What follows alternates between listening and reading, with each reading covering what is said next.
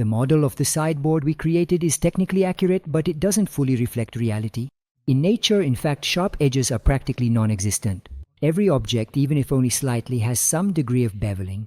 In this lesson, our goal will therefore be to add realistic bevels to the sideboard's geometry and then proceed to prepare the model for export.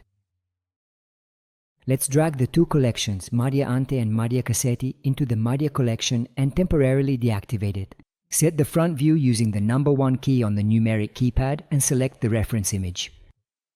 In the Properties window, open the Data panel and set the opacity to maximum to better observe the details. Using the zoom to closely examine the various parts of the sideboard, we notice that each edge has a slight bevel, estimated to be about 1 mm.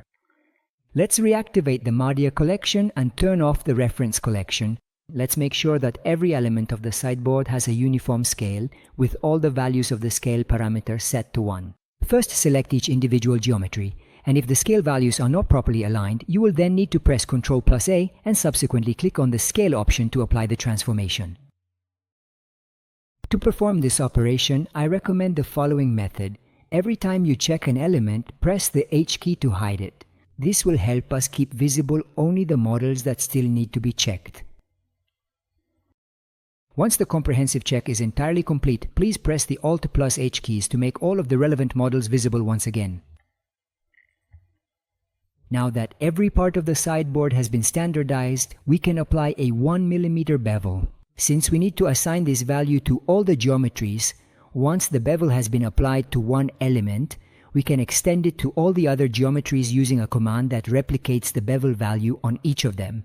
Let's select the supporting structure of the sideboard. In the Properties window, open the Modifiers panel, click on Add Modifier, type Bevel, and confirm by pressing the Enter key.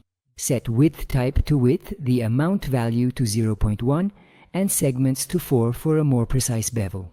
We can examine the result on the tubular support profile to appreciate the added realism.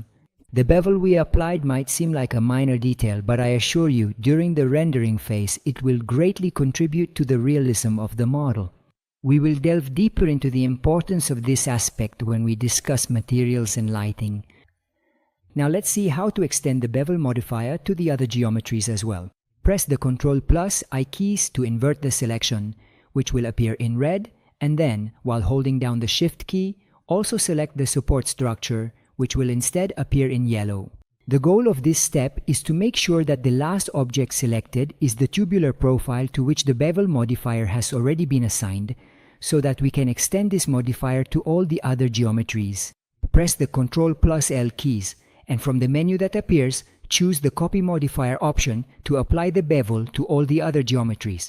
Before concluding this lesson, and consequently the first module, let's spend another moment preparing the model for export. Optimizing 3D models for reuse is an effective strategy that can significantly improve future workflows. Typically, this phase is carried out after texturing and assigning materials to the geometries. However, it might be useful to examine this procedure now, even if the materials have not yet been assigned. This will allow us to explore it further together during Module 2, when it will be time to create the studio environment. Press Shift+A, and from the menu that appears, select Empty and choose the Arrows option. Double-click on the Media collection to select all its contents. Hold down the Shift key and select the empty object so that it is the last item selected, indicated by the yellow color. Press Ctrl+P and click on the Object option. We have just parented the media to the empty object. Now by moving, rotating, or scaling the empty, we will apply those transformations to the entire model. The empty object, which is literally empty, is an extremely versatile tool in Blender. It's used not only for parenting and organizing models as we've just seen, but also in many other contexts. Empties are essential for controlling complex animations, tracking the movement of lights and cameras, and can serve as reference points for physics simulations or as controllers in advanced rigging. They also make it easier to organize complex scenes, allowing you to manage groups of objects more easily, and can be used to influence the behavior of particles and other dynamic effects. Before we finish, as we did at the end of the other lessons, let's save the file incrementally. Module 1, dedicated to modeling, ends here. We have explored various fundamental aspects of modeling, not all of them, but certainly the most significant and recurring ones even in more complex projects. In Module 2, we will continue to cover modeling, although only in a small part.